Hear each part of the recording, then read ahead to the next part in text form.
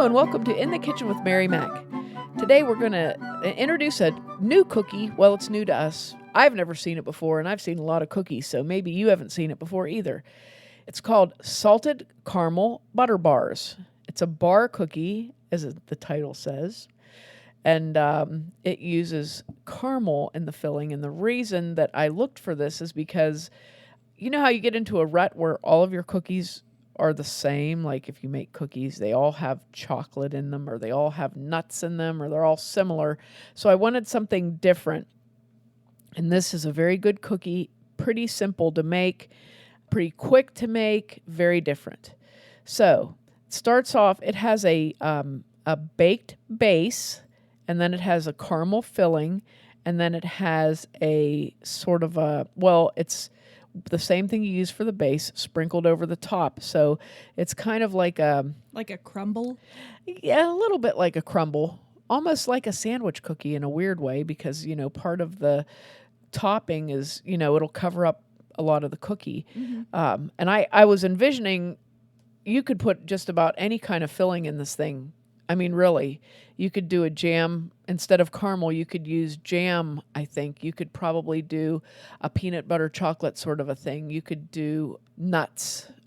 Anything I think would work and be good. So this is a very good, I think, foundational sort of a bar cookie that you could try different fillings in, and do all kinds of things with one cookie, which I love that sort of thing, because you have a basic recipe, but you can swap things in and out.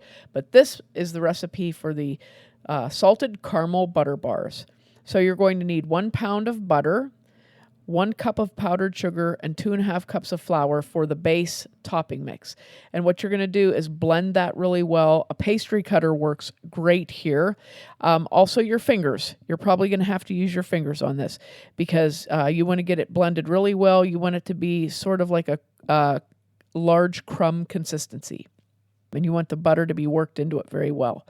You're going to take 1/3 of the crumbs, and you're going to press them into the bottom of a 9x13 pan. Okay, and you want to press them nice and even.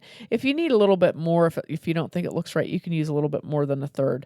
But you want to press them nice and smooth into the bottom of the pan, and you're going to bake them at 325 degrees for 20 minutes or until golden brown. So kind of keep an eye on it.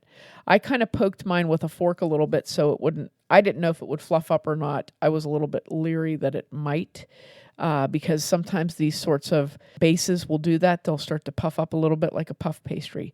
So I went around and pricked it with a fork and baked it till it was nice golden brown. Then you set it aside to cool. So this is a good thing to do first, and then melt your caramels, because it takes a while to cool that base. Now, this is your filling. You need 14 ounces of caramels that have been unwrapped and placed into a heavy bottom saucepan, 1/3 cup of heavy cream, and a 1/2 teaspoon of vanilla.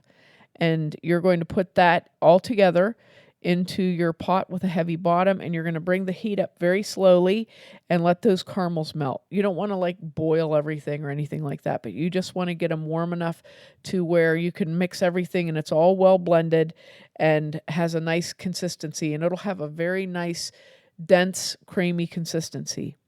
And then you're going to need 1 tablespoon of coarse sea salt. And that's also optional. If you don't want to put salt on your caramel, don't put salt on it. Just make regular caramel butter bars. So it's like 2 recipes in one. Regular caramel butter bars or salted caramel butter bars. Do you also have peppered caramel butter bars? Sorry, no. Smarty. Okay, now I'll cut that out. Once your caramels are melted, you're going to pour the melted caramels over the crust, and it's okay if they're still hot. Just pour them over that baked crust, and then sprinkle sea salt onto the caramels, and then take crumbles of your dough. Take that crumbled dough and just sprinkle it all over the top of your caramels, okay? Then you're going to bake that for 25 to 30 more minutes at 325, and you'll be amazed at how this looks. Now, another thing I was thinking, and even though I said, I wanted something that didn't have chocolate, if you sprinkled semi-sweet chocolate mini baking chips over the caramel and then put your topping on it, that would also be good, with or without the salt. But anyway, you're going to let that cool before cutting. They cut really nice. I was surprised because I was thinking the caramel would be gooey, but it wasn't. Cut them into little squares, like 1.5 inch squares, and voila, you've got a really nice, unique cookie. And I've never seen this cookie anywhere. I didn't even know it existed until I started looking for it because I just wanted something different.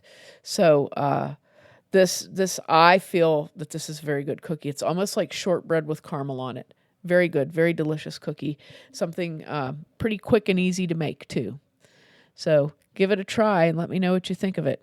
Make sure to check us out online on marymacpodcast.com, on Facebook and Instagram at Mary Mac Bakehouse, and on Twitter at Mary Mac Mixes. Thanks a lot for listening if you did, and if you didn't, too bad for you.